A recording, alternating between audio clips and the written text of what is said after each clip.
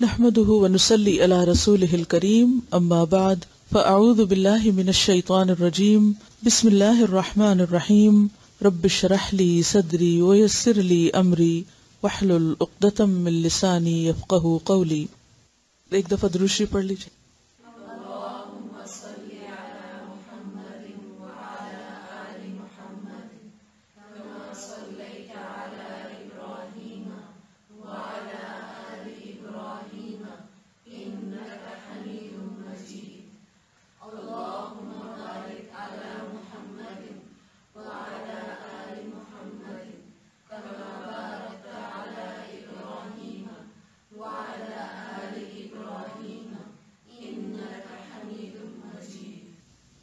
حسن اخلاق کی دعا پڑھیے.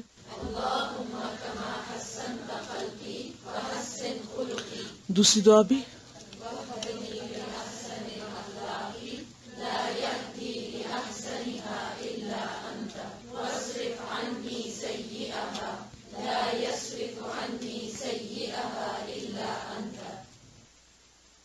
آج ہم مزاح کے بارے میں پڑھیں گے. مزاح، ہیومر. مزاح کا لفظی معنی ہوتا ہے دل لگی کرنا، مذاق کرنا، ہنسی مذاق، خوش طبعی. قرآن مجید میں اللہ سبحانہ وتعالیٰ فرماتے ہیں انہ اضحک و ابکا، بے شک اسی نے ہنسایا اور اسی نے رلایا. ہنسنا اور رونا دونوں ہی زندگی کے حصے ہیں. انسان ہمیشہ ایک کیفیت میں نہیں رہتا.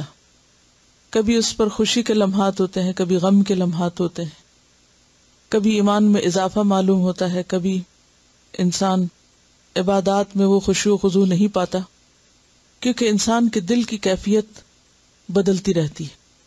ان بدلتی کیفیات میں انسان کے لیے لازم ہے کہ وہ اللہ کی طرف پلٹتا رہے. خوشی ہو یا غم ہو، ہر حال میں اللہ کی طرف رجوع کرے اور کسی بھی چیز میں حد سے نہ بڑھے. افراط اور تفریط یعنی زیادتی اور کمی دونوں ہی ناپسندیدہ ہیں. نہ تو ہر وقت ہنستے رہنا اچھا ہے اور نہ ہی ہر وقت منہ بسورے رہنا اچھا ہے، اور نہ ہی ہنستے ہوئے حد سے بڑھنا اچھا ہے، اور نہ ہی انسان اپنے اوپر غیر ضروری قسم کی سنجیدگی طاری کرے. جہاں تک خوش ہونے کا تعلق ہے یا کسی کو خوش کرنے کا تعلق ہے تو اس معاملے میں بھی اعتدال بہت ضروری ہے. بعض لوگوں کا مزاج اتنا کڑوا ہوتا ہے، اتنا روکھا پھیکا ہوتا ہے، انداز ایسا تحکمانہ ہوتا ہے کہ کسی سے بات کرنا پسند نہیں کرتے، اور اگر بات کریں بھی تو ہر بات میں دل توڑ دیتے ہیں. جہاں یہ رویہ ناپسندیدہ ہے وہاں ہنسی مذاق میں مسخرہ پن اختیار کرنا بھی ناپسندیدہ ہے. یہ ایک دوسری ایکسٹریم ہے. مسخرہ پن کیا ہوتا ہے؟ کسی کا مذاق اڑانا اور کسی کا مذاق اڑا کر خوش ہونا، کسی کو شرمندہ کر کے خوش ہونا، یا پھر فضول باتیں کرنا. اسی طرح ہنسانے کے لیے فحش کلامی اختیار کرنا، فحش باتیں کرنا، جھوٹ بولنا، خوشامد، مبالغہ آرائی، گستاخی کا رویہ، یا کسی کی مصیبت پہ ہنسنا، یا کسی کی نقل اتار کے ہنسنا، یہ سب دینی اعتبار سے ناپسندیدہ چیزیں ہیں. تو خشک مزاجی اور مسخرے پن کے بیچ میں ایک خوبصورت چیز ہے جس کا نام مزاح ہے، یعنی دوسرے کو خوش کرنا لیکن حق کے اندر، اعتدال کے اندر رہتے ہوئے، حدود کے اندر رہتے ہوئے. یہ صلاحیت یا یہ ایبلٹی ایک بہت ہی پسندیدہ صلاحیت ہے. اس بات کی صلاحیت اور قابلیت اور مزاج میں شگفتگی کا ہونا ایک بہت ہی پسندیدہ چیز ہے، قابل تعریف چیز ہے. یہ بھی عبادت ہے کہ انسان اپنے جیسچر سے، اپنے الفاظ سے، اپنی بات سے دوسرے کا دل خوش کر دے. حضرت ابو ہریرہ کی روایت ہے، ایک شخص نے کہا یا رسول اللہ صلی اللہ علیہ وسلم ای العمل افضل، اے اللہ کے رسول صلی اللہ علیہ وسلم کون سا عمل سب سے اچھا ہے، افضل ہے؟ قال، فرمایا ان تدخل علی اخیک المؤمن سرورا، یہ کہ تم داخل کرو اپنے مومن بھائی پر خوشی کو، یعنی اس کا دل خوش کر دو. یعنی اپنے مسلمان بھائی کو خوش کرنا ایک بہترین نیکی، یا دوسرے الفاظ میں کہیے کسی کا دل خوش کرنا افضل عمل ہے۔ او تقضی عنہ دینا، یا تم اس کا قرض ادا کر دو، او تطعمہ خبزا، یا اس کو کھانا کھلا دو، یہ تمام اچھے کام ہیں۔ اور ان میں سے جس کا ذکر سب سے پہلے کیا گیا وہ کیا ہے؟ کسی کا دل خوش کرنا۔ کسی کا دل خوش کرنے کے لیے انسان الفاظ سے بھی کام لیتا ہے اور مختلف رویوں سے بھی، یا انداز سے بھی، یا طریقوں سے، لیکن اس میں عام طور پر یہ دیکھا گیا ہے کہ انسان کا جو ماحول ہے، یا اس کا جو بیک گراؤنڈ ہے، یا اس کے جو جغرافیائی حالات، یا اس کا کلچر، یا اس کی تعلیم، مزاج، یہ تمام چیزیں کاؤنٹ کرتی ہیں، یہ تمام فیکٹرز ہوتے ہیں۔ آپ نے دیکھا ہوگا کہ بعض چیزیں ایک ملک میں ہنسی مذاق کا ذریعہ ہوتی ہیں اور دوسرے ملک میں وہ معیوب سمجھی جاتی ہیں۔ ایک بات ایک کلچر میں دوسروں کو خوش کرنے کا ذریعہ ہوتی ہے اور وہی بات دوسرے کلچر میں دوسروں کو اوفینڈ کرنے کا ذریعہ بن جاتی ہے، ناراض کرنے کا ذریعہ ہو جاتی ہے۔ تو اس لیے انسان جس ماحول میں ہو، جن لوگوں کے بیچ میں ہو، جو ان کا مقام، مرتبہ اور درجہ ہو، اس کے مطابق ہی ان کے ساتھ معاملہ کرے۔ یعنی کسی کو خوش کرنے کے لیے جہاں ایک طرف حق سے، سچ سے، دین کی حدود سے آگے نکلنے کی اجازت نہیں، وہاں دوسری طرف انسان کے ماحول کی رعایت بھی بہت ضروری ہے۔ مثلاً اگر ایک شخص کو انگریزی نہیں آتی اور آپ اس سے انگریزی بول کے اس پہ ہنس رہے ہیں کہ اس کو سمجھ ہی نہیں آئی کہ آپ نے اس سے کیا کہا ہے، یا کسی کو فول کر رہے ہیں، یا کسی کی تحقیر کر رہے ہیں، یا کسی کو ٹانٹ کر رہے ہیں، اور آپ ہنس رہے ہیں اور دوسروں کو بھی ہنسا رہے ہیں، تو یہ کوئی پسندیدہ چیز نہ ہوگی۔ پھر اسی طرح ہم دیکھتے ہیں کہ مزاح میں، بات چیت میں جو چیزیں جائز ہو سکتی ہیں وہ یہ کہ مثلاً انسان کوئی ایسا لفظ بولے جس کے دو معنی نکلتے ہوں، یعنی ذو معنی لفظ، ایک اس کا معنی سنجیدہ ہو اور دوسرا اس کا معنی ایسا بھی ہو کہ جس سے دوسرے کو خوش کیا جا سکتا ہو، اور اس کے بولنے میں کوئی جھوٹ بھی نہ ہو اور کوئی غلط بیانی بھی نہ ہو۔ پھر اسی طرح جیسے عام طور پر ہم لطیفوں کا سہارا لیتے ہیں، تو ایسے لطیفے جن میں کوئی جھوٹی بات نہ ہو یا کوئی مبالغہ آرائی نہ ہو تو اس کی بھی اجازت ہے۔ پھر اسی طرح بعض اوقات لوگ ریشل جوکس، یا جیسے کسی خاص کلچر کی، مثلا چائنیز کی کوئی بات کرنا، یا سردار جی کی بات کرنا، یا کسی اور بیک گراؤنڈ یا کسی خاص رنگ، نسل یا قوم کی بات کر کے اس پر ہنسنا یا دوسروں کو ہنسانا، یہ بہرحال اسلام میں پسندیدہ نہیں ہے اور اس کی اجازت نہیں ہے۔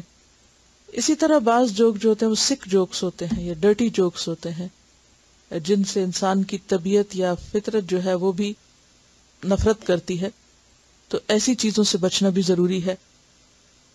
پھر اسی طرح بعض اوقات بعض حرکتیں لوگوں کو ہنسا دیتی ہیں، بعض سین ایسے ہوتے ہیں یا کریٹ ہو جاتے ہیں کہ جو انسان کے ہنسنے کا ذریعہ بن جاتے ہیں، تو ایسے میں بھی انسان کو احتیاط کرنی چاہیے کہ کوئی ایسی چیز نہ ہو کہ جس سے دوسرے کا دل دکھے، یا انسان کسی کی مصیبت پہ خوش ہو، یا کسی کو کسی ایسے نام سے پکار کر یا منہ بنا کے یا شکل بگاڑ کے یا ایسی طریقے سے ہنسانے کی کوشش کرے کہ جس سے خیر کی بجائے شر آئے۔ یعنی کوئی بھی چیز جس سے انسان دوسرے کو خوش کرے لیکن اس کے نتیجے میں دوسرے کے لیے تکلیف یا اذیت نہ ہو، تو ایسی دل لگی یا خوش طبعی تو پسندیدہ ہے، لیکن کوئی بھی ایسی چیز کہ جس کے ذریعے دوسرا ناراض ہو یا دوسرے کو اذیت ہو، خواہ وہ بظاہر دیکھنے میں ایک بے ضرر سی بات نظر آتی ہو، اس سے بچنا چاہیے، کیونکہ بعض مزاج بعض باتوں کو پسند نہیں کرتے۔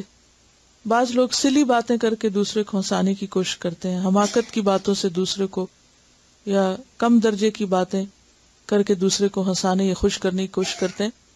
تو اس میں اس بات کا بھی خیال رکھنا چاہیے کہ آپ جس کو ہنسا رہے ہیں یا جس کو خوش کر رہے ہیں، کیا واقعی وہ اس خاص قسم کے طریقے سے خوش ہوتا بھی ہے یا نہیں، یا وہ چیز اس کے مزاج پر ناگوار تو نہیں۔ تو اگرچہ مزاح جائز ہے لیکن کانٹیکسٹ میں، موقع محل کی مناسبت سے اور حقیقت پر مبنی۔ تو آئیے دیکھتے ہیں کہ ہمارا دین ہمیں اس بارے میں کیا رہنمائی دیتا ہے۔ قال اللہ تعالی یا ایھا الذین آمنوا اتقوا اللہ وقولوا قولا سدیدا. اللہ سبحانہ وتعالیٰ کا ارشاد ہے، اے لوگو جو ایمان لائے ہو، اللہ سے ڈرو اور درست بات کیا کرو. قولا سدیدا، ٹھیک بات. سدید کا لفظ سین دال دال سے ہے. سدد یسدد تسدید. سدد الرمح کہتے ہیں تیر کو ٹھیک نشانے کے رخ پر سیدھا کرنا. تیر کو ٹھیک نشانے کے رخ پہ سیدھا کرنا. ذرا امیجن کریں، آپ نے کبھی تیر نہیں چلایا اس لیے امیجن نہیں کر سکتے. مثلاً اگر آپ نے کسی کی طرف کوئی چیز پھینکنی ہو، کسی کو کچھ پکڑانا ہو، وہ شخص دور ہو، آپ وہاں تک پہنچ نہیں سکتے. مثلاً ایک شخص نہر کے اس کنارے کھڑا اور آپ دوسرے پہ کھڑے، تو اب کیا ہے، ضرورت ہے آپ کو پھینکنے کی. تو اب کس طرح آپ پھینکیں گے؟ نشانہ لگا کے نا، پورے اینگل کو دیکھ کر کے واقعی یہ چیز اسی کو پہنچے. اور اگر اس کو نہ پہنچے، وہ نہر میں ہی گر جائے تو کیا ہوا؟ یہ نشانہ خطا ہوا، سدید نہیں ہے نشانہ. بالکل جیسے پیپر کے ایروپلینز بنا کے تو آپ اس کو خاص نشانے پہ ڈال کے اس کو پھینکتے ہیں، اور بعض اوقات وہ نشانے پر عین جا لگتا ہے اور بعض اوقات نشانہ خطا ہو جاتا ہے. تو سدید کیا ہوتا ہے؟ جو ٹھیک نشانے پر لگے وہیں لگے جہاں اس کو لگنا چاہیے. تو پھر قولاً سدیدہ کون سی بات ہوگی؟ جو بالکل درست، جس مقصد اور جس نیت سے کی جائے اور جس کے لیے کی جائے اور جس کانٹیکس میں کی جائے اور جس طرح اس کو ہونا چاہیے وہ ویسی ہی ہو. تو یہ ہوتی ہے قولاً سدیدہ، درست بات، ٹھیک بات، دل کو لگتی بات جسے کہتے ہیں نا عام طور پر، یعنی نشانے پہ لگتی بات یا دل کو لگتی بات، اور بالکل مستقیم، جس میں کوئی ٹیڑھا پن نہ ہو، کوئی کجی نہ ہو، کوئی انحراف نہ ہو، غلط بیانی نہ ہو، اور غلط مقصد نہ ہو، غلط نیت نہ ہو، غلط موقع نہ ہو. موقع مناسبت بھی درست ہو، کیونکہ ماحول کو دیکھ کر بات کرنا بھی بہت ضروری ہوتا ہے. مثلا اگر کچھ لوگ کسی ایسی مجلس میں بیٹھے ہوئے ہیں جہاں کوئی کسی کی تعزیت کر رہا ہے اور ایک شخص داخل ہو کر وہاں کوئی جوک سنانا شروع کر دے، تو خواہ وہ کتنی ہی سچی بات کیوں نہ ہو، وہ اس موقع کی مناسبت سے درست نہیں، قولاً سدیدن نہیں. تو قولاً سدیدن میں ہر طرح کی بات آتی ہے، خواہ وہ خوشی سے کی جائے، خواہ وہ غم میں کی جائے، خواہ وہ غصے میں کی جائے، خواہ وہ مذاق میں کی جائے، لیکن وہ کیسی بات ہو؟ درست، اپروپریٹ، یعنی ہر پہلو کے اعتبار سے بالکل نشانے پہ لگتی ہوئی، جتنی ہونی چاہیے. کیونکہ یہ جو نشانے والی بات ہے نا، یہ بہت ہی اہم بات ہے اگر آپ اس پر غور کریں. کیونکہ مثلاً اگر آپ کسی کی طرف کوئی چیز پھینک رہے اور اس نے ہاتھ آگے کیے اور آپ اس کی آنکھ پہ دے مارتے ہیں تو کیا ہوگا نتیجہ؟ قولاً سدیدہ نہ ہوا. آپ آدھے رستے میں پھینک دیتے ہیں، وہ بھی ٹھیک نہیں. آپ اس کو پار پھینک دیتے ہیں، وہ بھی ٹھیک نہیں. آپ دائیں پھینک دیتے ہیں، وہ بھی ٹھیک نہیں. آپ بائیں پھینک دیتے ہیں، وہ بھی ٹھیک نہیں. تو ٹھیک کیا ہے؟ جس جگہ آپ کو پھینکنا چاہیے یا پہنچانا چاہیے وہ وہیں پہنچے. اور جہاں تک مزاح کا تعلق ہے تو اس کے لیے بھی قرآن مجید میں آتا ہے وَقُولُوا لِلنَّاسِ حُسْنًا، اور کہو لوگوں سے بھلی بات. اور بھلی بات میں اچھی بات، ایسی بات، خوبصورت بات کہ جس سے دوسرے کا دل خوش ہو جائے. یعنی قولاً حسناً جو ہے، یقول للناس حسنا میں بہت سی چیزیں آتی ہیں، لیکن خاص طور پر وہ بات بھی کہ جس کے اندر خوبصورتی ہو اور جو دوسرے کا دل خوش کر دے. تو مزاح کا اصل مطلب یا مقصد یا مطلوب کیا ہے؟ دوسرے کو خوش کرنا. عن ابی ہریرہ قال، ابو ہریرہ رضی اللہ عنہ سے روایت ہے، قال انہوں نے کہا، قالو لوگوں نے کہا. ابو ہریرہ لوگوں کی بات بیان کر رہے ہیں. یا رسول اللہ، اے اللہ کے رسول صلی اللہ علیہ وسلم، انک تداعبنا، بے شک آپ ہم سے ہنسی مذاق کرتے ہیں.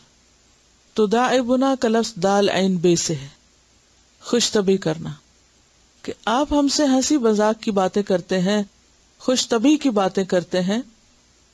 قال فرمایا، انی لا اقول الا حقا، بے شک میں نہیں کہتا مگر حق بات. رواہ الترمذی کتاب البر والصلۃ. کہ صحابہ نے آپ سے پوچھا کہ آپ اللہ کے رسول ہیں اور آپ بعض اوقات ہمارے ساتھ ہنسی مذاق کرتے ہیں، تو آپ نے فرمایا کہ ہاں، لیکن ہنسی مذاق میں بھی میں درست بات کرتا ہوں، حق بات کرتا ہوں، سچی بات کرتا ہوں، جو کرنی چاہیے وہی کرتا ہوں، ناحق نہیں کہتا، حد سے نہیں بڑھتا. عن سماک بن حرب، سماک بن حرب سے روایت ہے، قال انہوں نے کہا، قلت لجابر بن سمرۃ اکنت تجالس رسول اللہ صلی اللہ علیہ وسلم؟ قال نعم. سماک بن حرب کہتے ہیں میں نے جابر بن سمرہ سے کہا، اکنت کیا تم تھے، تجالسو بیٹھا کرتے، رسول اللہ صلی اللہ علیہ وسلم نبی صلی اللہ علیہ وسلم کے پاس، کیا تم رسول اللہ صلی اللہ علیہ وسلم کی مجلس میں بیٹھتے تھے؟ قال نعم، کہنے لگے ہاں میں ایسا کرتا تھا، کثیرن بہت زیادہ، بہت بیٹھتا تھا، بہت آتا جاتا تھا. کان لا یقوم، تھے آپ نہ کھڑے ہوتے، من مصلاہ اپنے مصلا سے. مصلا کیا ہوتا ہے؟ صلاۃ کی جگہ. الذی یصلی فیہ الصبح، وہ جگہ جس میں آپ صبح کی نماز پڑھتے، یعنی فجر کی نماز کے بعد آپ اپنی نماز کی جگہ سے کھڑے نہیں ہوتے تھے. حتی تطلع الشمس، یہاں تک کہ سورج طلوع ہو جاتا. فاذا طلعت، پھر جب طلوع ہو جاتا، قام تو کھڑے ہو جاتے. وکانوا یتحدثون، اور تھے وہ باتیں کیا کرتے. تحدث یتحدث بات چیت کرنا، حدیث سے. فیأخذون، پھر وہ لیتے یعنی باتیں کرتے، فی امر الجاہلیت، جاہلیت کے دور کے کاموں میں سے، یعنی دور جاہلیت میں جو کچھ وہ کیا کرتے تھے تو اس دور کی باتیں کیا کرتے، ان کاموں کا ذکر کرتے. فیضحکون، پھر وہ ہنستے تھے. ویتبسم صلی اللہ علیہ وسلم، اور نبی صلی اللہ علیہ وسلم مسکرا دیا کرتے تھے. صحابہ ہنستے تھے اور آپ مسکراتے تھے. ہنسنے میں بعض اوقات آواز بھی نکلتی لیکن مسکرانے میں آواز نہیں ہوتی. رواں ترجمہ کرتے سیدنا سماک بن حرب سے روایت ہے، کہتے ہیں کہ میں نے جابر بن سمرہ رضی اللہ عنہ سے کہا، کیا تم رسول اللہ صلی اللہ علیہ وسلم کے ساتھ بیٹھا کرتے تھے؟ انہوں نے کہا ہاں بہت بیٹھا کرتا تھا. آپ جہاں فجر کی نماز پڑھتے وہاں سے آفتاب نکلنے تک نہ اٹھتے، یعنی سورج نکلنے تک نہ اٹھتے. جب سورج نکلتا تو آپ اٹھتے اور لوگ باتیں کرتے اور جاہلیت کے کاموں کا ذکر کرتے اور ہنستے اور آپ تبسم فرماتے. اس حدیث سے ہمیں بہت سی باتیں پتہ چلتی ہیں. پہلی بات تو یہ ہے کہ صحابہ کرام سے لوگوں کے سوال نبی صلی اللہ علیہ وسلم کے دور اور آپ کے طریقوں اور آپ کی عادات اور آپ کی شخصیت کے بارے میں ہوتے تھے. اور یہ تابعی پوچھتے ہیں ایک صحابی سے کہ آپ لوگ کیا کیا کرتے تھے، کیا آپ ان کے پاس بھی بیٹھتے تھے؟ تو صحابی کہتے ہیں کہ ہاں ہم بیٹھتے تھے اور بہت بیٹھتے تھے. کان لا یقوم من مصلاہ، آپ اپنی جائے نماز سے نہیں اٹھتے تھے جہاں آپ صبح کی نماز پڑھتے، حتی تطلع الشمس. تو اس سے ایک اور بات پتہ چلتی ہے کہ نماز کے فوراً بعد اگر کوئی مجبوری نہ ہو تو اٹھنے اور بھاگنے کی نہیں کرنی چاہیے، کیونکہ نماز پڑھنے کے بعد انسان کے اوپر ایک خاص کیفیت ہوتی ہے اور وہ ایک بہت ہی خوبصورت وقت ہوتا ہے. تو اس میں اگر انسان کچھ مزید کچھ پڑھ لے یا ایون اگر اپنی جائے نماز پر بیٹھ کر کسی سے بات چیت کر لے تو اس میں کوئی حرج نہیں. اب یہ وقت کون سا ہے؟ فجر کی نماز کے بعد کا وقت ہے. اور فجر کی نماز کے بعد آپ کی روٹین کیا تھی کہ جب تک سورج نہیں نکلتا تھا آپ اسی جگہ بیٹھے رہتے، یا تو ذکر اذکار کرتے یا پھر یہ کہ صحابہ کرام آپ کے پاس آ کے بیٹھ جاتے اور سیکھتے سکھاتے. اور جب سورج نکل آتا تو آپ کھڑے ہو جاتے. اس کے بعد آپ کا معمول کیا ہوتا تھا؟ یہ کیا کرنا چاہیے سورج نکلنے کے بعد 15-20 منٹ نکل جائیں تو 15-20 منٹ کے بعد اشراق کی نماز ہوتی. اب یہ جو وقت تھا نماز وغیرہ ہوگی، سب کام کاج ہو گئے، تو اس میں لوگ بات کرتے تھے. اس سے کیا پتہ چلتا ہے؟ اشراق سے پہلے بات چیت کی جا سکتی ہے، اور یہ بات چیت جو تھی یہ ایک علمی بات بھی ہوتی تھی، اور اس میں علمی باتوں کے علاوہ دیگر باتیں بھی ہوتی تھی۔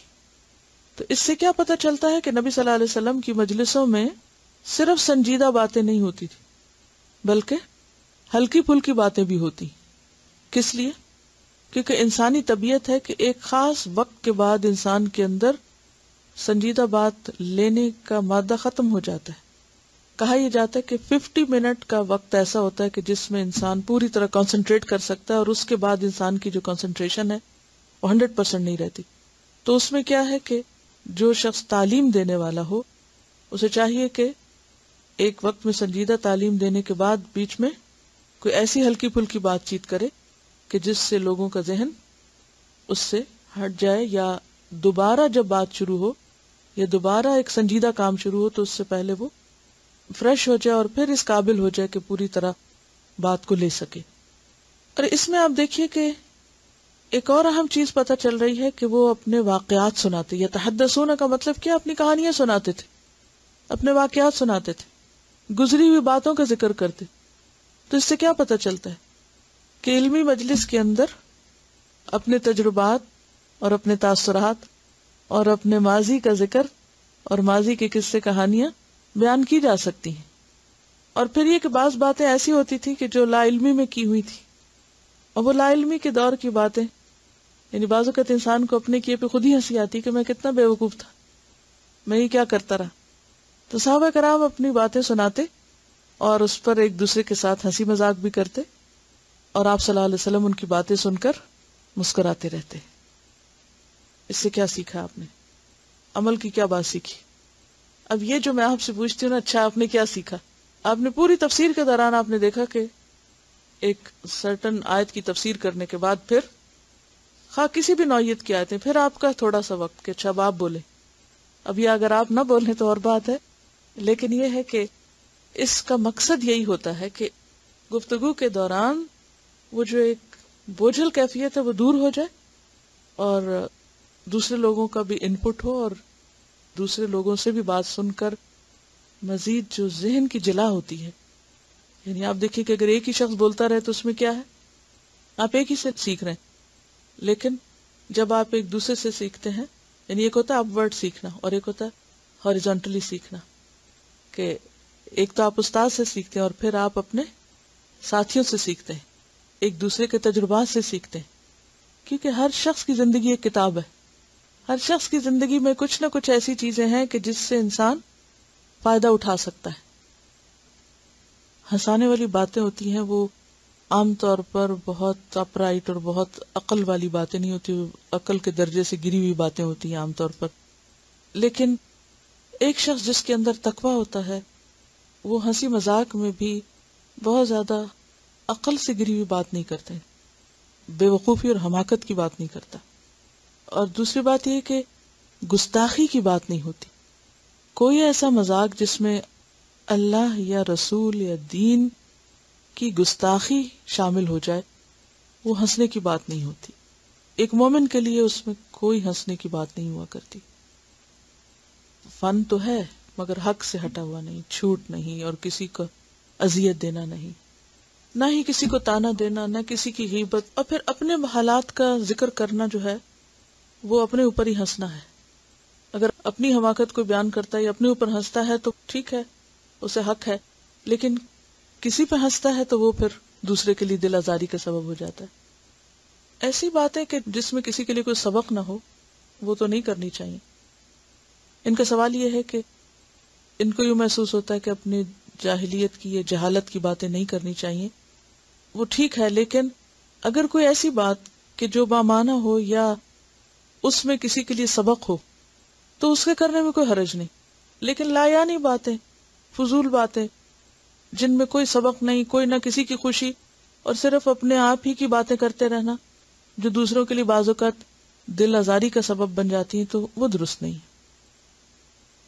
یہ آ رہا ہے نا، یتحدثون فی امر الجاہلیہ، جاہلیت کے کاموں کا، یعنی دور جاہلیت میں جو کام کرتے تھے ان کا ذکر کیا کرتے تھے۔ ضروری نہیں کہ کسی پرسن کو ڈسکس کریں، یعنی جاہلیت کے کام مراد ہیں یہاں، یعنی دور جاہلیت میں جو کام ہوتے تھے اس سے متعلق ہے۔ اب چند ایک واقعات میں آپ کو سناؤں گی نبی صلی اللہ علیہ وسلم کی زندگی سے کہ آپ کا ہنسی مزاح جو ہے وہ کس قسم کا ہوتا تھا اور اس کا انداز کیا تھا۔ عن انس ان رجلا اتى النبي صلی اللہ علیہ وسلم فقال یا رسول اللہ احملنی، فقال النبي صلی اللہ علیہ وسلم انا حاملوك على ولد ناقة، قال وما اصنع بولد الناقة؟ فقال النبي صلی اللہ علیہ وسلم وهل تلد الابل الا النوق؟ عن انس رضی اللہ عنہ سے روایت ہے ان رجلا کہ ایک شخص، اور ایک دوسری روایت میں حضرت ام ایمن کے بارے میں آتا ہے، اتن نبی صلی اللہ علیہ وسلم، نبی صلی اللہ علیہ وسلم کے پاس آیا، فقال تو کہا یا رسول اللہ، اے اللہ کے رسول صلی اللہ علیہ وسلم، احملنی سوار کیجئے مجھے یا سواری بخشیے مجھے۔ فقال النبی، تو نبی صلی اللہ علیہ وسلم نے فرمایا، انا بے شک ہم، حاملو کا سوار کرنے والے ہیں تجھ کو، علی ولد ناقۃ اونٹنی کے بچے پر، ہم تمہیں اونٹنی کا بچہ دیں گے سواری کے لیے، یہ مراد ہے۔ قالا، وہ کہنے لگا، وما اصنع بولد الناقہ، میں اونٹنی کے بچے کے ساتھ کیا کروں گا، یعنی اس کو میں لے کے کیا کروں گا، اس پہ کیسے سواری کروں گا۔ فقال النبی، تو فرمایا نبی صلی اللہ علیہ وسلم نے، وہل تلد، اور کیا جنتی ہے، الابل اونٹ کو، الا النوق سوائے اونٹنی کے، یا اونٹنیوں کے سوا کوئی اور جنتا ہے اونٹ کو۔ حضرت انس رضی اللہ عنہ سے روایت ہے کہ ایک شخص نے رسول اللہ صلی اللہ علیہ وسلم سے سواری طلب کی، آپ نے فرمایا سواری کے لیے میں تجھ کو اونٹنی کا بچہ دوں گا۔ اس نے کہا میں اونٹنی کے بچے کو کیا کروں گا؟ رسول اللہ صلی اللہ علیہ وسلم نے فرمایا اونٹ کو بھی اونٹنی ہی جنتی ہے، یعنی اونٹ بھی تو اونٹنی کا بچہ ہی ہے۔ تو اس میں مزاح کس چیز میں پایا جاتا ہے؟ دراصل اونٹ اونٹنی کا بچہ ہے، یعنی جو میں تجھے دوں گا وہ اونٹنی کا ہی بچہ ہے نا، کسی اور نے جنا ہے اس کو، کسی اور کا تو نہیں، اونٹنی کا ہی بچہ ہے۔ رواہ ابی داؤد۔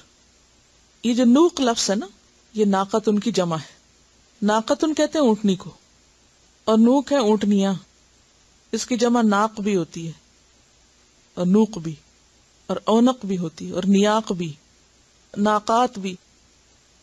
چند ایک اور مثالیں۔ ایک مرتبہ نبی صلی اللہ علیہ وسلم نے ایک لکڑی حضرت عائشہ کی طرف پھینکی، جیسے ابھی بات ہو رہی تھی نا، کوئی چیز کسی کی طرف پھینکنا، تو ایسے پھینک سکتے ہیں۔ وہ آپ کے پاؤں پہ جا لگی۔ کس کے پاؤں پہ لگی؟ حضرت عائشہ کے۔ حضرت عائشہ نے چوٹ محسوس کرتے ہوئے اور مسکراتے ہوئے پوچھا، اے اللہ کے رسول صلی اللہ علیہ وسلم، کیا بدلہ لینا جائز ہے؟ آپ صلی اللہ علیہ وسلم نے سمجھ لیا کہ وہ کیا چاہتی ہیں، فرمایا ہاں بدلہ لینا تو جائز ہے، مگر اتفاقی حادثے پہ نہیں۔ اس کے بعد رسول اللہ صلی اللہ علیہ وسلم اور ام المومنین کافی دیر تک مسکراتے رہے۔ رسول اللہ صلی اللہ علیہ وسلم کا ارشاد ہے کہ سب لوگوں میں اچھا وہ ہے جو اپنے گھر والوں کے لیے اچھا ہو، اور میں تم میں سب سے بڑھ کر اپنے گھر والوں کے لیے اچھا ہوں۔ آپ کا معمول یہ تھا کہ ازواج مطہرات کو خوش کرنے کی کوشش کرتے۔ حضرت عائشہ فرماتی ہے ایک دفعہ میں نے حریرہ، یعنی جیسے دلیا ہوتا نا، حریرہ پکا کر آپ کے سامنے رکھا۔ اس وقت حضرت سودا بھی آپ کے پاس بیٹھی تھی۔ میں نے سودا سے کہا آپ بھی کھائیں، مگر وہ انکار کرنے لگی۔ میں نے بطور مزاح کہا اگر نہ کھاؤ گی تو حریرہ تمہارے منہ پہ ملوں گی۔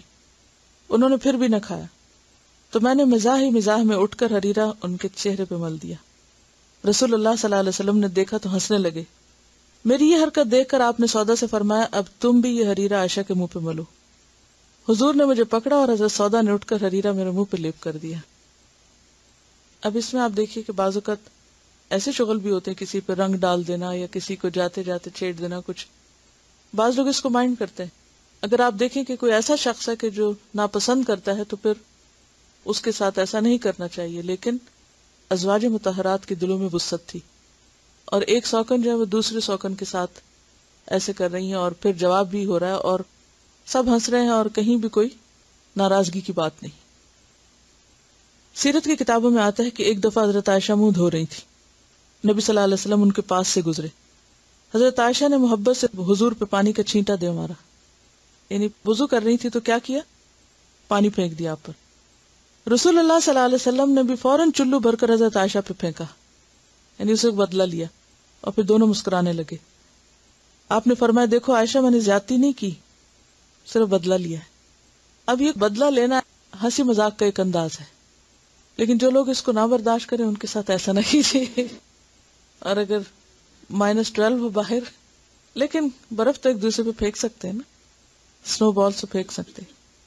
صحابہ کرام کے بارے میں آتا ہے کہ وہ واٹر میلن ایک دوسرے کی طرف پھینکا کرتے تھے. جیسے بال، یعنی فٹ بال، شاید اس وقت فٹ بال تو نہیں ہوتا ہوگا، لیکن یعنی کھیل کے طور پر ایک دوسرے کی طرف، دوسرا تیسرے کی طرف، تیسرا چوتھے کی طرف. تو یہ بھی ان کا ایک انٹرٹینمنٹ کا انداز تھا، ایک طریقہ تھا. یہ چھوٹی چھوٹی مثالیں اور یہ واقعات یہ بتاتے ہیں کہ جو کچھ آپ صلی اللہ علیہ وسلم کی موجودگی میں ہوا یا آپ کے گھر میں ہوا وہ شرعی طور پر جائز ہے، اس میں حرج نہیں ہے. ایک اور روایت میں آتا ہے کہ ایک دن آپ صلی اللہ علیہ وسلم غسل فرما رہے تھے. جب باہر نکلے اور جسم گیلا تھا تو حضرت عائشہ نے جو کا آٹا آپ کے جسم پہ مل دیا اور پھر ہنسنا شروع ہو گئی. آپ نے پوچھا کہ یہ کیا ہے؟ کہنے لگی آپ نے خود ہی تو فرمایا تھا کہ جو کا آٹا ملنے سے جسم صاف ہو جاتا ہے. تو یہ سن کر آپ مسکرانے لگے اور جا کے جسم پھر دھو لیا. اگلی حدیث عن عوف بن مالک الاشجعی قال اتيت رسول الله صلى الله عليه وسلم في غزوة تبوك وهو في قبة من ادم. عن عوف بن مالک، عوف بن مالک سے روایت ہے اور ان کی نسبت الاشجعی ہے. قال کہا اتیت رسول اللہ، میں آیا رسول اللہ صلی اللہ علیہ وسلم کے پاس، فی غزوۃ تبوک، غزوہ تبوک کے موقع پر، وہو فی قبۃ، اور آپ ایک خیمے میں تھے. قبہ عام طور پہ کس کو کہتے ہیں؟ گنبد کو. قبۃ الاسلام بصرہ کے لیے بولا جاتا تھا. بصرہ کا شہر سب نے سن رکھا ہوگا، کہاں پر ہے؟ عراق میں ہے. وہو فی قبۃ، آپ صلی اللہ علیہ وسلم خیمے میں تھے، من ادم، چمڑے کے. آپ چمڑے کے خیمے میں تھے. فسلمت، تو میں نے سلام کیا. کس کو؟ نبی صلی اللہ علیہ وسلم کو. فردا، تو آپ نے لوٹایا کیا؟ سلام. وقال، اور فرمایا ادخل، اندر آ جاؤ. فقلت، تو میں نے کہا اکلی، کیا میں سارے کا سارا اندر آ جاؤں؟ یا رسول اللہ صلی اللہ علیہ وسلم، اے اللہ کے رسول صلی اللہ علیہ وسلم. قال، فرمایا کلک، سارے کے سارے، پورے کے پورے. فدخلت، تو میں داخل ہو گیا. رواہ ابی داؤد کتاب الادب. سیدنا عوف بن مالک الاشجعی سے روایت ہے کہ میں غزوہ تبوک میں رسول اللہ صلی اللہ علیہ وسلم کے پاس آیا. آپ چمڑے کے خیمے میں تھے. میں نے سلام کہا. آپ صلی اللہ علیہ وسلم نے جواب دیا اور فرمایا اندر آ جاؤ. اصل میں وہ خیمہ بہت چھوٹا تھا، یعنی بہت چھوٹا سا تھا، ظاہر سفر میں تھے. تو میں نے کہا کہ کیا میں پورے کا پورا آ جاؤں؟ یعنی وہ آنا اندر مشکل تھا.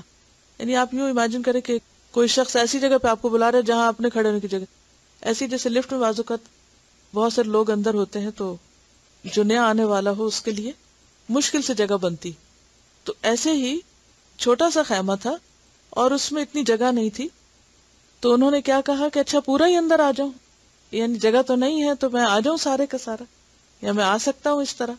تو آپ نے فرمایا آ جاؤ. اصل میں بہت سے جوکس جو ہوتے ہیں نا وہ سچویشن پر بھی ڈیپینڈ کرتے ہیں. اب الفاظ میں وہ پڑھ کے بات اس طرح نہیں بنتی.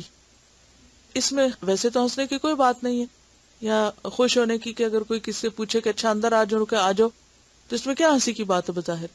لیکن سچویشن پر ڈیپینڈ کرتا ہے کہ کس سچویشن میں کس کو اندر آنے کے لیے کہا جا رہا ہے. بعض اوقات ایسا بھی ہوتا ہے نا کہ کچھ لوگ بیٹھ کے کچھ کام کر رہے ہوتے اور آپ پاس سے گزر رہے ہوتے، تو آپ ازراہ مذاق ان کو کوئی نہ کوئی سوال کر دیتے ہیں یا کوئی بات کر دیتے ہیں، تو اس سچویشن سے ایک امیوزمنٹ کی کیفیت پیدا ہو جاتی ہے. تو یہ اسی طرح کا ہے. وہ کہتے ہیں کہ پھر میں پورے کا پورا اندر داخل ہو گیا.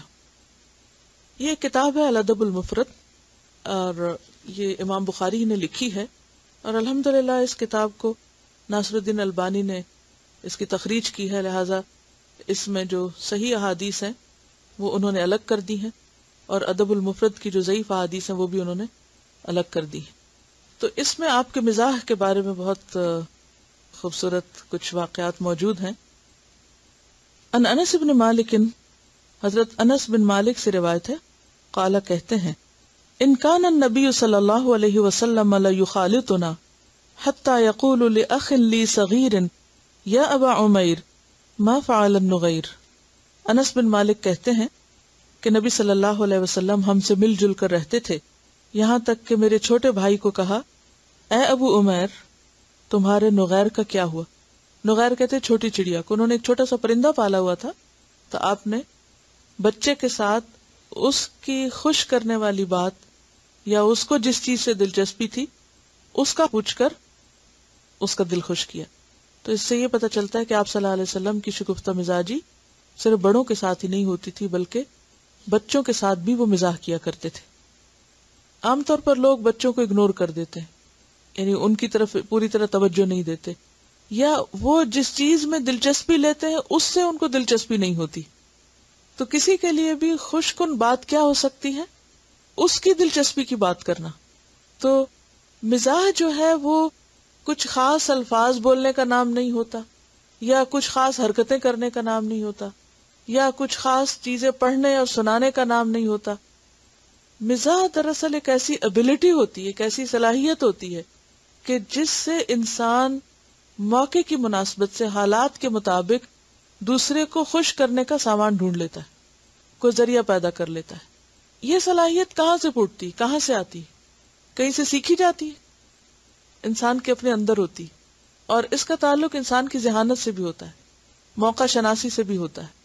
لیکن اگر انسان کی نیت اور ارادہ یہ ہو کہ اس کو دوسرے کا دل خوش کرنا ہے، کیونکہ کسی کا دل خوش کرنا ایک بہترین نیکی ہے، تو پھر انسان کوئی نہ کوئی ایسا بہانہ ڈھونڈ لیتا ہے.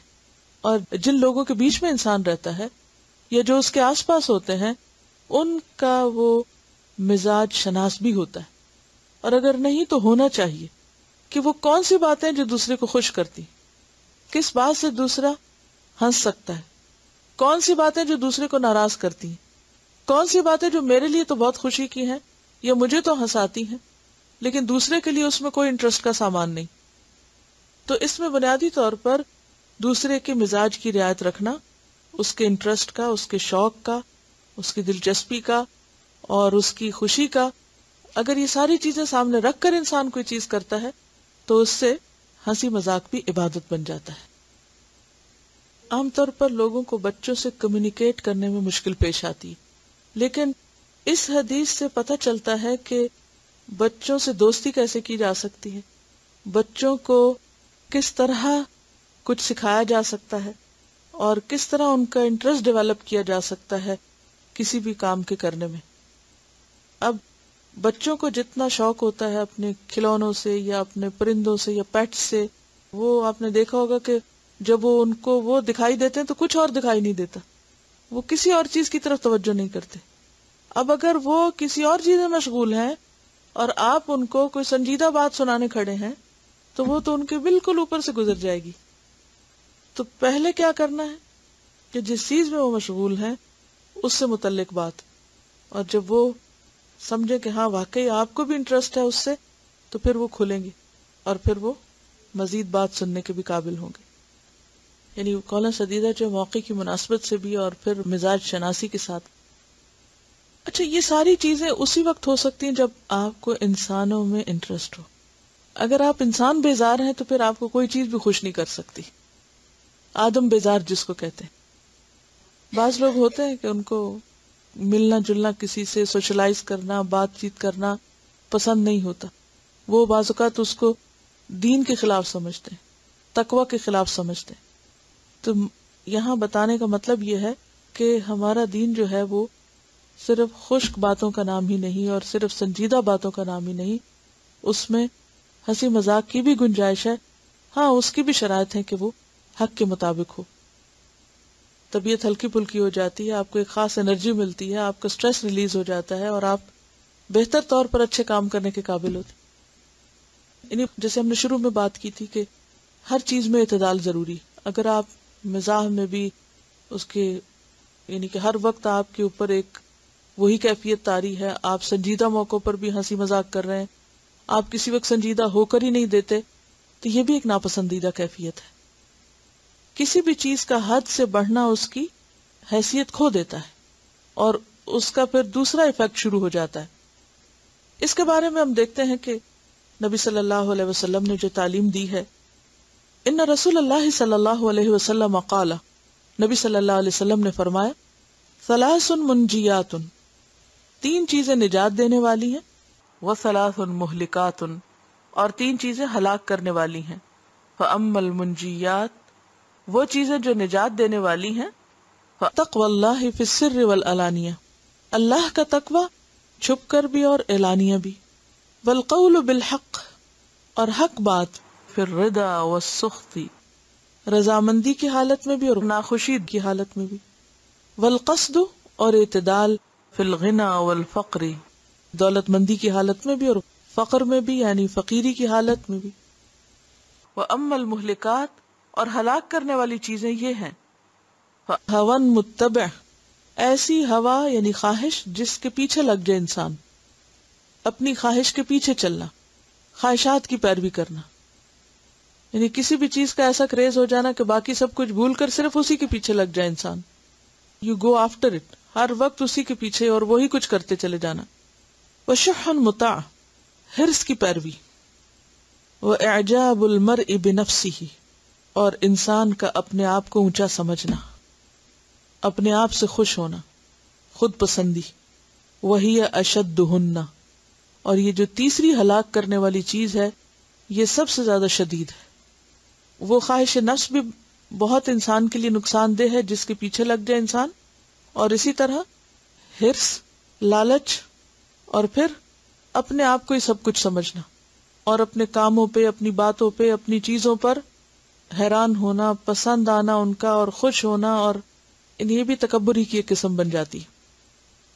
پھر اسی طرح ہنسی مذاق میں جو جھوٹ کا عنصر شامل ہوتا ہے یا ناحق باتیں ہوتی ہیں، ان کے بارے میں بھی حدیث ہے. نبی صلی اللہ علیہ وسلم نے فرمایا، ان الرجل لیتکلم الکلمۃ یضحک بها جلساءہ یہوی بها ابعد من الثریا، بے شک بندہ ایک ایسا کلمہ ادا کرتا ہے جس سے وہ اپنے ساتھیوں کو ہنساتا ہے، لیکن اسی کی بنا پر وہ سریا سے بھی دور جگہ سے اٹھا پھینکا جاتا ہے. یعنی پاؤں کا پھسلنا کم درجے کی تکلیف دہ چیز ہے بنسبت زبان کے پھسلنے سے. زبان کی لغزشیں اور زبان سے ایسی باتوں کا نکلنا کہ جو انسان کے دین ایمان کے لیے نقصان دہ ہوں، وہ کہیں زیادہ مہلک ہیں. قال رسول اللہ صلی اللہ علیہ وسلم، لا يبلغ العبد صریح الایمان حتی یدع المزاح والکذب ویدع المراء وان کان محقا. رسول اللہ صلی اللہ علیہ وسلم نے فرمایا، کوئی بندہ صریح ایمان کی حالت کو نہیں پہنچ سکتا، یعنی اس کا ایمان خالص نہیں ہو سکتا جب تک کہ وہ مزاح اور جھوٹ کو نہ چھوڑ دے اور جھگڑے کو نہ چھوڑ دے، خواہ وہ حق پر ہی کیوں نہ ہو. تو کیا بات اس سے پتہ چلتی ہے کہ ہنسنا اور ہنسانا اچھی بات ہے، لیکن کسی کو ہنسانے کے لیے انسان غلط بیانی سے کام لے یا کوئی ایسی بات کرے کہ جس کے ذریعے دوسرے کا دل ٹوٹ جائے یا دوسرے کا نقصان ہو جائے. بعض اوقات لوگ مجلس میں بیٹھ کر ایسی باتیں شروع کر دیتے ہیں کہ جس سے کسی دوسرے کی تحقیر ہو یا بے عزتی ہو، یا بعض اوقات کچھ لوگ ہمیشہ کے لیے اپنا کانفیڈنس لوز کر جاتے ہیں. گھر میں بعض اوقات ایسا ہوتا ہے نا کہ کسی بچے کی چھوٹی چھوٹی باتوں پہ ہنسنا شروع کیا جاتا ہے، اور پھر وہ بچہ بولتا نہیں ڈر کے مارے، یا بولتا تو اس کے منہ سے اٹکتے ہوئے الفاظ نکلتے ہیں، یا اپنا کانفیڈنس سارا لوز کر جاتا ہے، تو پوری شخصیت مسخ ہو جاتی ہے. اب ہم کیا کر رہے ہیں؟ خود بھی خوش ہو رہے ہیں، دوسروں کو بھی کر رہے ہیں، اور ہم اس کو جسٹیفائی کرتے ہیں کہ اسلام میں ہنسنا ہنسانا کوئی بری بات ہے. لیکن کسی کی زندگی کی قیمت پہ ہنسنا ہنسانا اور کسی کی شخصیت کو مسخ کر کے ہنسنا ہنسانا، یہ بہت بڑا سودا ہے، یہ بہت ہی نقصان دہ چیز ہے. آپ دیکھیں کہ عام طور پر ہمارے جوکس یا ہنسنے کی چیزیں کیا رہ گئی ہیں؟ دین، مولوی کی بات، مولوی کا نام لے کر یا داڑھی کی بات کر کے یا پائنچے اٹھا کے یا پھر جو بھی کچھ سنتیں ہیں ان کا مذاق اڑا کے. تو ایسی چیزوں پر تو کبھی بھی شریک نہیں ہونا چاہیے. قرآن مجید میں کیا آتا ہے کہ اگر تم کسی مجلس میں دیکھو کہ دین کی باتوں کا مذاق اڑایا جا رہا ہے تو پھر کیا کرو؟ وہاں نہ بیٹھو، وہاں سے اٹھ جاؤ. ہاں اگر وہ کسی اور بات میں مشغول ہوں تو پھر ان کا ساتھ دو. پھر یہ کہ اگر کسی کھانے میں سے ایک چھوٹا سا ہاتھ لگا کے کسی کے اوپر مل دیا ہے تو وہ تو ایک اور چیز ہے، اور ایک پورا کھانا اٹھا کے کسی کے اوپر پھینک دینا اور ضائع کرنا، یہاں کھانا ضائع کرنے کی بات نہیں، تھوڑا بہت اگر لگا دیا کسی کو، جیسے اپٹن کو لگا لیتا تو وہ اس مقصد کے لیے تو نہیں لگاتے کہ اس کو کھانے کو ضائع کریں. اس طرح تو کچھ بھی جو ہم اپنے اوپر ملتے ہیں، مثلا لوشن ملتے تو بھی ضائع ہو رہا ہے یا کچھ بھی، تو اس میں بے حرمتی کا پہلو نہ ہو اور ضائع کرنے کا نہ ہو، لیکن تھوڑا بہت لے کے اگر ذرا سے بھی ہاتھ مل دیا تو اس سے فرق نہیں پڑتا.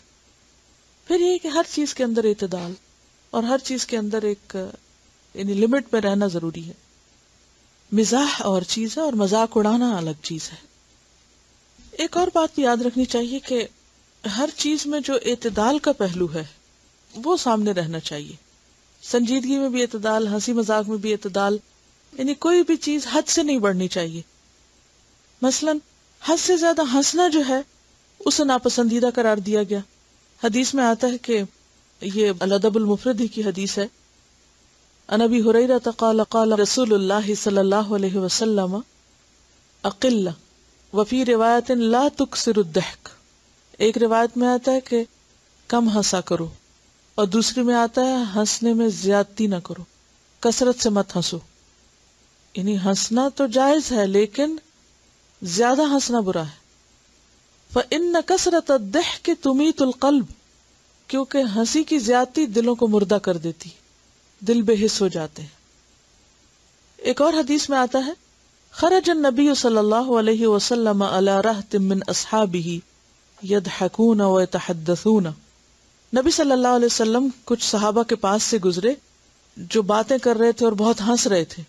فقال، تو آپ نے فرمایا والذی نفسی بیدہ، قسم اللہ کی جس کے ہاتھ میں میری جان ہے، لو تعلمون ما اعلم، اگر تم کو پتا چل جائے جو میں جانتا ہوں، لضحکتم قلیلا، تو تم کم ہنسو، ولبکیتم کثیرا، اور بہت رو.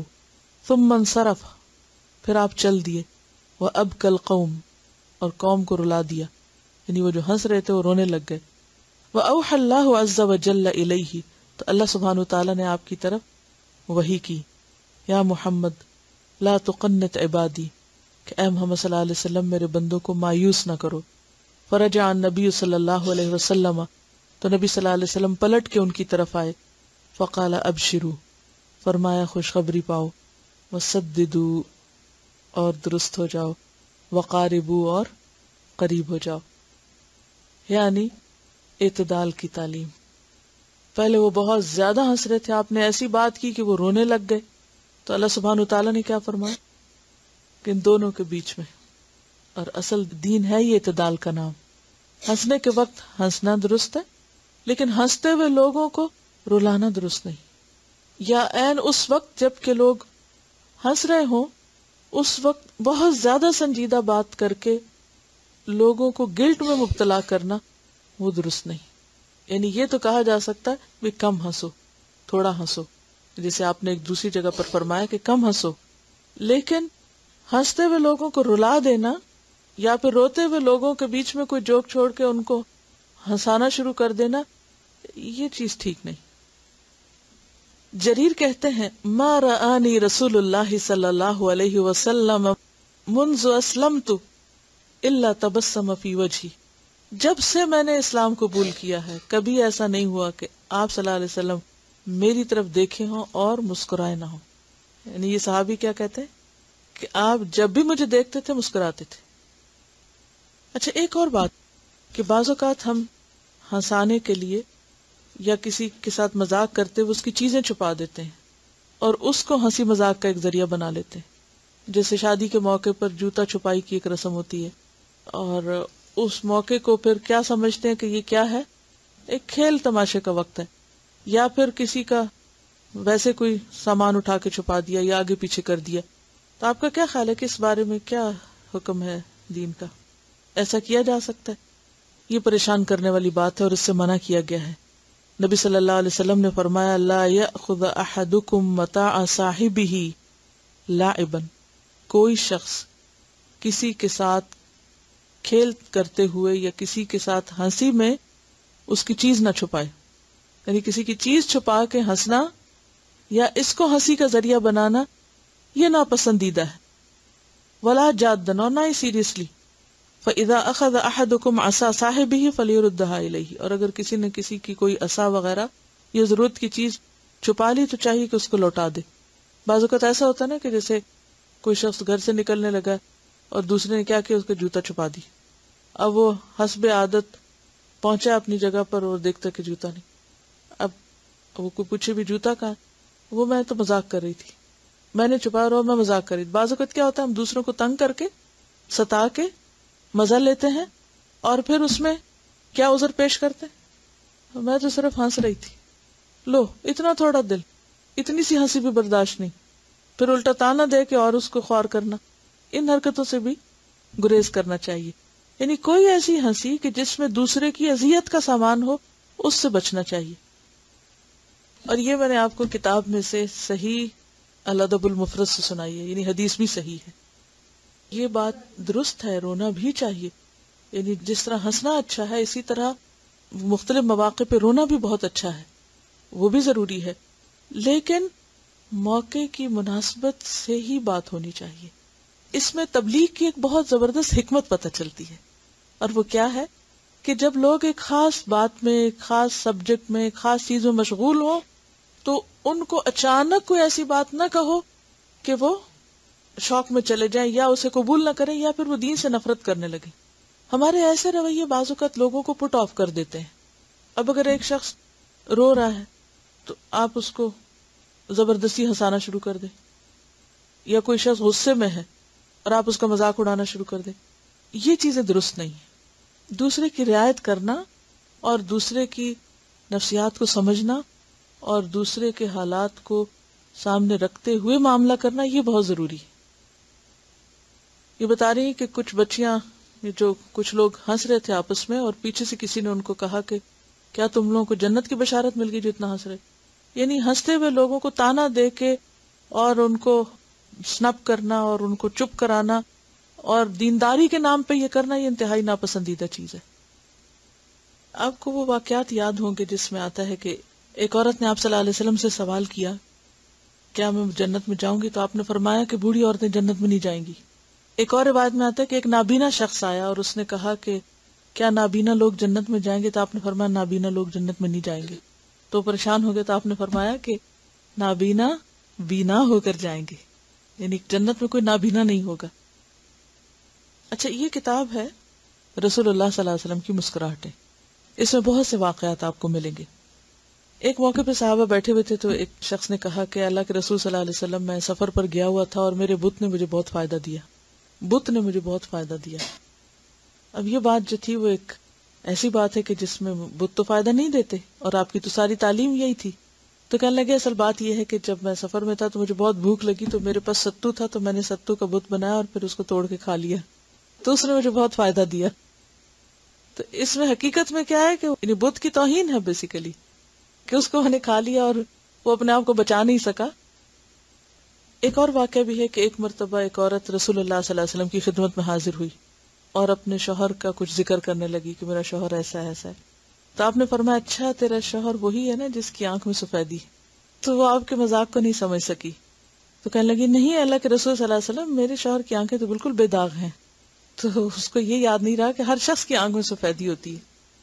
ایک دفعہ آپ صلی اللہ علیہ وسلم نے ایک شخص سے پوچھا تمہارے ماموں کی بہن تمہاری کیا لگتی ہے؟ تو وہ سوچ میں پڑ گئے. تو اللہ کے رسول صلی اللہ علیہ وسلم مسکرا کے کہا کہ تمہیں اپنی ماں بھول گئی ہے، وہی تو تیرے ماموں کی بہن ہے. اور یہ جو گٹلیاں پھینکنے والا واقعہ ہے، ایک دن رسول اللہ صلی اللہ علیہ وسلم اپنے ساتھیوں کے ساتھ تشریف فرما تھے کہ کسی نے کچھ کھجوریں تحفے میں بھیجی. نبی صلی اللہ علیہ وسلم نے حکم دیا کہ کھاؤ، خود بھی کھانے لگے. حضرت علی بھی تھے جو ان میں سب سے کم عمر تھے. نبی صلی اللہ علیہ وسلم نے کھجوریں کھا کر گٹلیاں حضرت علی کے سامنے رکھنا شروع کر دی. صحابہ کرام نے دیکھا تو انہوں نے بھی ایسے ہی کیا، ہر چیز میں آپ کو فالو کرتے تھے. جب کھانے سے فارغ ہو گئے تو آپ نے فرمایا بتاؤ سب سے زیادہ کھجوریں کس نے کھائی ہیں؟ صحابہ نے کہا اللہ کے رسول جس کے آگے سب سے زیادہ گٹلیاں ہیں. تو حضرت علی فوراً بولے جنہوں نے گٹلیاں تک نہیں چھوڑی وہ سب سے زیادہ کھا گئے. اس پر سب صحابہ ہنس پڑے. حضرت انس صاحب صلی اللہ علیہ وسلم کے خادم تھے اور بہت توجہ سے آپ کی بات سنا کرتے تھے، یعنی بہت دھیان دیتے تھے. تو آپ بعض اوقات ان کو 2 کانوں والے کہہ کے پکارتے تھے. اب بات یہ ہے کہ اس میں تو کوئی جھوٹی بات نہیں، ہر شخص سے 2 کان ہیں. انیس کہہ کے بھی پکارتے تھے. ایک موقع پر آپ صلی اللہ علیہ وسلم نے فرمایا کہ آگ سے بچو خواہ کھجور کا آدھا ٹکڑا ہی کیوں نہ ہو, اور اگر وہ نہ ہو تو اچھی بات کر کے, یعنی کسی کا دل خوش کر کے. یعنی آگ سے بچنے کا ایک ذریعہ کیا ہے کہ صدقہ کرے انسان, اور اگر کسی کے پاس کوئی صدقے کی چیز نہیں تو کیا کرے, کسی کو اچھی بات بتا دے, کسی کا دل خوش کر دے. تو اس سے کیا پتہ چلتا ہے کہ مزاح ایک عبادت ہے, کثرت نہ ہو, ہر وقت یہی کچھ نہ انسان کرتا رہے, لیکن ہلکی پھلکی گفتگو انسان کی بوریت کو, انسان کے بوجھل پن کو, مشقت کو دور کر دیتی. ایک صحابی تھے, ان کا نام ظاہر تھا. ایک ہوتا نا زاہد, زاہد نہیں رے کے ساتھ, جس کی تصغیر زہیر ہوتی ہے, ظاہر زوئے سے نہیں ہے, زائی سے. تو وہ سیاہ فام تھے, حبشی تھے, اور دیہات میں رہتے تھے. تو کبھی کبھی آپ کے پاس کچھ تحفے وغیرہ بھیجتے رہتے, اور بعض اوقات اپنی چیزیں وہاں سے لا کے شہر میں بیچا کرتے تھے. تو ایک دفعہ کچھ بیچ رہے تھے تو آپ صلی اللہ علیہ وسلم پاس سے گزرے, تو آپ کی نظر ان پہ پڑی. تو آپ صلی اللہ علیہ وسلم نے جا کر ان کو پکڑا اور لوگوں سے کہا, کون ہے جو اس غلام کو اتنے داموں میں خرید لے گا, یعنی کون ہے جو اس کو خریدے گا مجھ سے. تو کہنے لگے کہ اللہ کے رسول صلی اللہ علیہ وسلم, یہ تو بڑے گھاٹے کا سودا ہوگا, کیونکہ اس غلام کی کوئی قیمت نہیں. تو آپ نے فرمایا اللہ کے ہاں اس کی بہت بڑی قیمت ہے. تو اس سے آپ دیکھیں کہ جیسے اپنے کسی ساتھی کو پیچھے سے جا کے پکڑ لینا, بعض اوقات ہم آنکھوں پہ ہاتھ رکھ دیتے ہیں نا, کوئی بیٹھا ہوتا ہے تو کسی کی آنکھوں پہ ہاتھ رکھ دینا, یا یہ کہ جا کے کسی کا ہاتھ پکڑ کہنا کہ اچھا کون اسے خریدے گا, یا اس طرح کی چھوٹی چھوٹی چیزیں کہ جس سے ایک ماحول جو ہے وہ ہلکا پھلکا ہو جائے, تو اس کی اجازت ہے. پھر آخر میں یہی کہوں گی کہ مزاح پسندیدہ ہے, اچھا ہے, لیکن حد کے اندر, اور بہت زیادہ بے فائدہ باتیں کرنا اللہ کو ناپسند ہے. ان اللہ کرہ لکم, اللہ تعالیٰ کو ناپسند ہے کیا, قیل و قال, بے فائدہ باتیں, یعنی بہت زیادہ بے مقصد باتیں نہیں کرنی چاہیے. اور ایک آخری چیز یہ کہ کبھی بھی ہنساتے ہوئے کسی کا مذاق نہ اڑائے, نہ کسی کے بولنے کا, اور نہ کسی کی شکل کا, اور نہ کسی کی چال کا, اور نہ کسی کے کام کا. یعنی کسی کی نقل اتار کر دوسروں کو ہنسانا سب سے ناپسندیدہ قسم ہے ہنسانے کی. اور اس میں نبی صلی اللہ علیہ وسلم نے فرمایا کہ خواہ مجھے اتنی اور اتنی دولت بھی مل جائے تو بھی میں کبھی کسی کی نقل نہ اتاروں گا, کہ بڑی سے بڑی قیمت بھی ملے تو نقل نہیں اتاروں گا. تو نقل نہیں اتارنی چاہیے کسی کی. وآخر دعوانا ان الحمد للہ رب العالمین. سبحانک اللہم وبحمدک نشہد ان لا الہ الا انت نستغفرک ونتوب الیک. السلام علیکم ورحمۃ اللہ وبرکاتہ.